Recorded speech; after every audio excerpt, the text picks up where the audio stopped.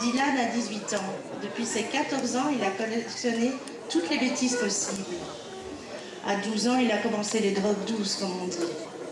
2 ans plus tard, son parcours scolaire, déjà misérable, s'est terminé en décrochage magistral.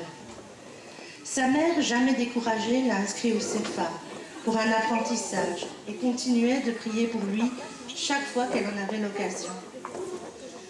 Après 3 patrons mécontents de son manque de ponctualité, frôlant souvent l'insolence, le 4e fut la pire rencontre de sa vie.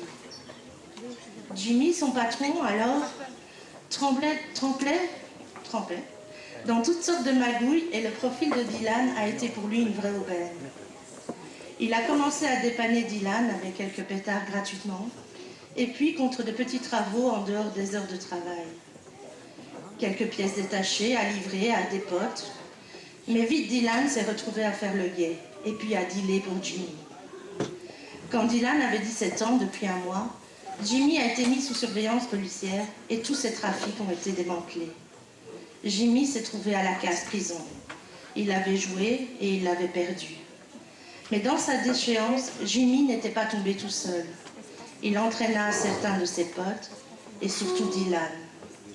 Celui-ci fut vu par le tribunal de la jeunesse, qui fut très ému par l'amour et la foi de sa maman, qui témoignait pour lui avec sagesse, force et tendresse.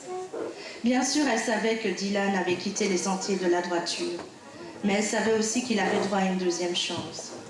Si seulement la cour pouvait le lui confier, elle le surveillerait bien mieux qu'en institution, où il serait toujours en contact avec toutes sortes de mauvaises fréquentations. Et donc bien plus tenté que chez elle, entourée d'amour, de foi et de ses frères et sœurs. Mais le juge pensait que le fait que sa maman soit seule à élever ses 5 enfants était justement une des raisons aggravantes dans le comportement délinquant de Dylan. Ses paroles ne tombèrent pas dans l'oreille d'un sourd et eurent une bien plus mauvaise influence sur Dylan que tout ce qu'avait pu faire Jimmy.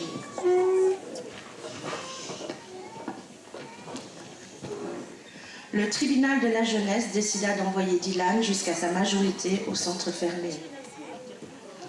Le premier mois, sa mère venait le voir toutes les semaines. Chaque visite lui crevait le cœur. Elle pleurait en y allant et sur le retour. Mais devant son fils, elle gardait toujours le sourire, en lui racontant les nouvelles de la maison et de l'église. Mais la graine semée dans la conscience de Dylan grandissait et s'épanouissait en vilaine fleur de rancune. Et oui, même le juge l'avait dit. S'il avait mal tourné, c'était à cause de sa mère et de ses 4 frères et sœurs. Si sa mère avait su mieux s'occuper de lui, il n'aurait pas déconné autant. De plus, il se persuadait que si sa mère l'avait mieux aimé, plutôt que d'aimer ces trucs d'église, bien plus que lui, son premier fils. Jamais il ne se serait retrouvé ici. C'était devenu très clair pour lui. Tout était la faute de sa mère, même le juge l'avait dit.